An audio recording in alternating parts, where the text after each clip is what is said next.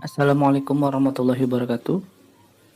Terima kasih sudah mengklik video ini dan selamat datang di channel cerita aku. Di video ini, saya akan menceritakan tentang pengalaman seseorang ketika melakukan pendakian ke Gunung Sumbing, via Garung. Dan cerita ini dikirim oleh teman saya, yaitu Buyung. Dan ini ceritanya. Tanggal 23 Juni 2012, saya, Pina, Mas Berto, Indah, Galang, dan Huda bersepakat untuk kumpul-kumpul di rumah Mas Berto di wilayah Sleman, Yogyakarta. Tanpa ada tendensi, kita sepakat tanggal 30 Juni 2012 nanjak ke Gunung Sumbing via Garung. Sekarang tanggal 29 Juni 2012. Setelah pulang sekolah, saya langsung packing barang menuju rumah Mas Berto yang telah disepakati untuk titik kumpul. Mungkin bisa dikatakan saat perjalanan saya ke rumah Mas Berto, sebuah pertanda awal saya menjadi survivor di Gunung Sumbing ini. Dari ban motor pecah sampai karet rantai putus. Namun tekad sudah bulat untuk tetap nanjak ke Gunung Sumbing. Tepat pukul 3 sore setelah selesai sholat asar, kami berenam berangkat menuju base camp Garung. Kami sampai di base camp Garung sehabis maghrib. Suasana cukup sepi, karena dulu tren pendakian tidak seramai sekarang. Setelah sholat isya, kami memulai perjalanan dari base camp Garung. Kami menikmati perjalanan itu yang dipimpin oleh Mas Berto, yang sekarang sudah almarhum. Entah kenapa saat dalam perjalanan itu, Mas Berto memberikan petuah-petuah tentang cara survival. Seperti beliau sudah tahu akan ada yang survivor pada pendakian itu. Pukul 9 malam kita sampai di pos 1. Dan di sana hanya ada duduk sebentar untuk mengecek tim dan mengisir air. Karena hanya di pos 1 ada mata airnya. Kemudian kami langsung melanjutkan perjalanan menuju pos 2.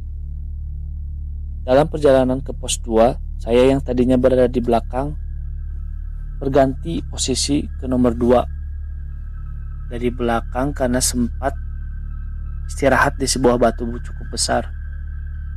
Dari sinilah awal mula kejadian dimulai. Setelah beberapa menit istirahat, saya melanjutkan perjalanan yang sangat sepi. Karena dari base camp hingga hampir pos 2 belum juga berpapasan dengan pendaki lain. Hingga ada seorang cewek yang tiba-tiba mendahului saya karena trek lumayan nanjak, jadi tidak terlalu melihat wajahnya. Saya hanya bertanya, "Sendirian aja, Mbak?" "Iya, Mas," jawab cewek itu. Kami saling bercakap hingga sebelum sampai di pos 2, wanita tadi izin untuk mendahului. Sampai di pos 2 yang ternyata tadi saya terpaut sekitar 30 menit dari Mas Berto. Saya tanyakan keberadaan tadi ke Mas Berto. "Mas, cewek yang nanjak sendiri tadi kemana?" "Ngigo lu, mana ada cewek nanjak sendiri. Lagian dari tadi juga belum ada pendaki lain," jawab Mas Berto. Otak sudah tidak lagi bisa bekerja normal, namun saya tetap diam dan menepi semua itu. Walau agak merinding juga sih.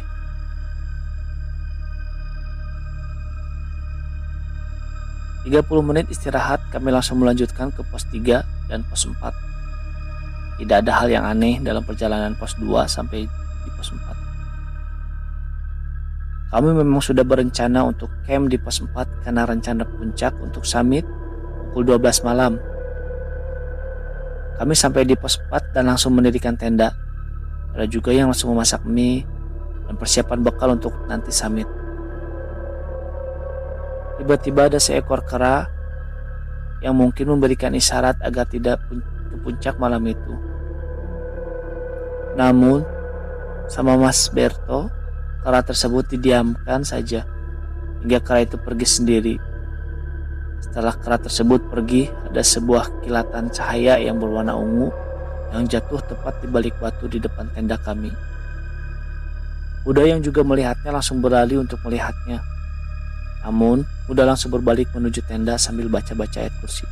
Dia hanya terus membaca ayat kursi dan wajahnya sudah pucat pasih. Saya memberanikan diri untuk melihat apa yang Buddha tadi lihat, dan ternyata sebuah kerangka kepala manusia tergeletak di sana. Astagfirullah, tidak hanya sampai di situ.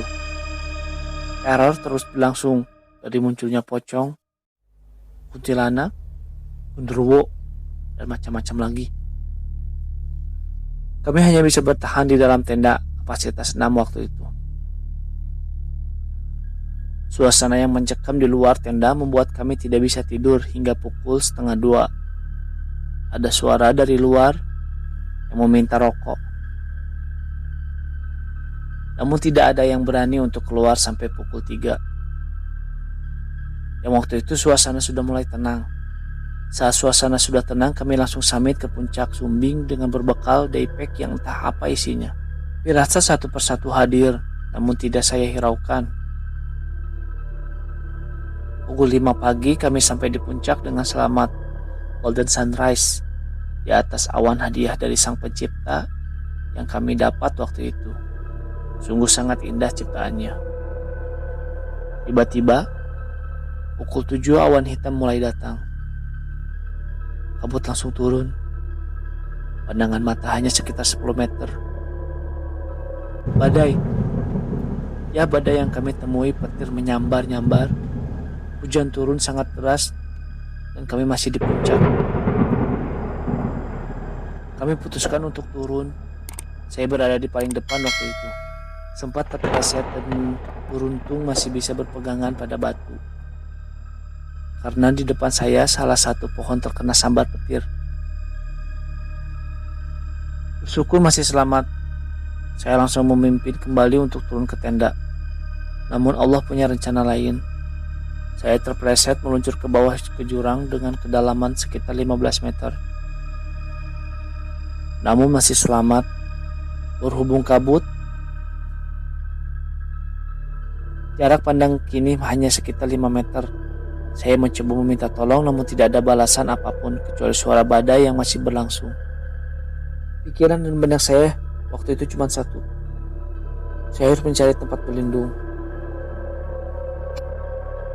Menelusuri jurang bebatuan saat badai dan kabut bukanlah hal yang direkomendasikan, namun itu yang harus saya lakukan. Saya menemukan sebuah cekungan di dekat tebing yang terbilang agak longgar.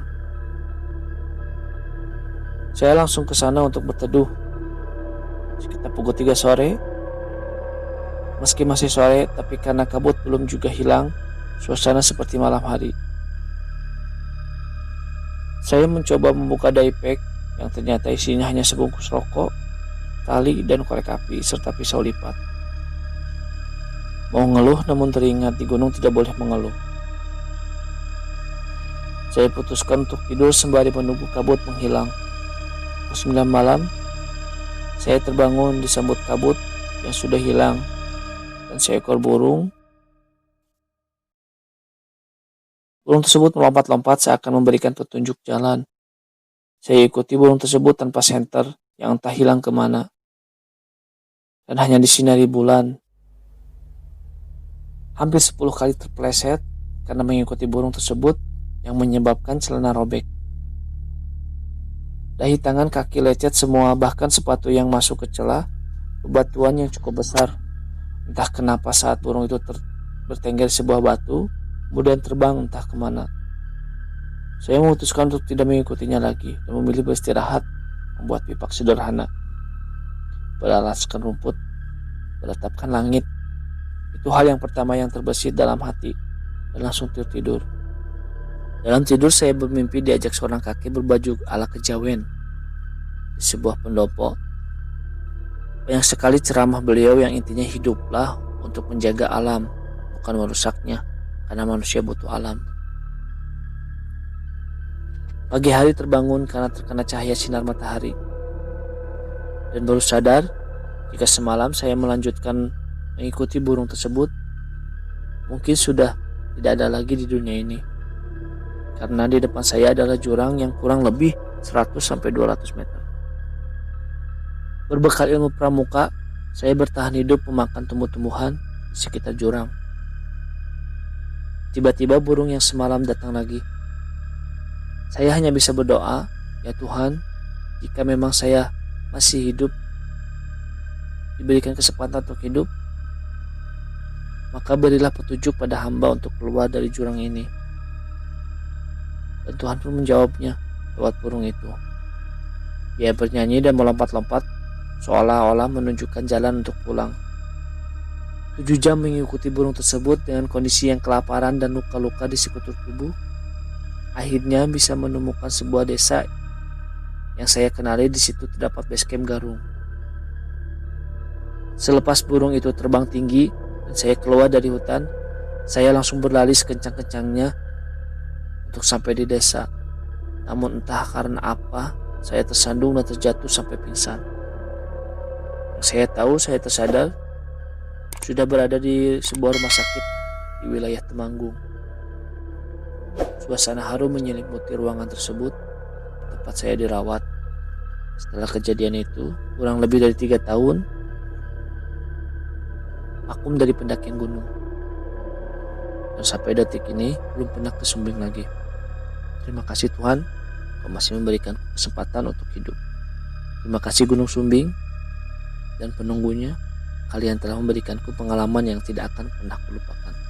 Terima kasih kawan-kawanku. Terima kasih semua. Salam. Abri Outsider.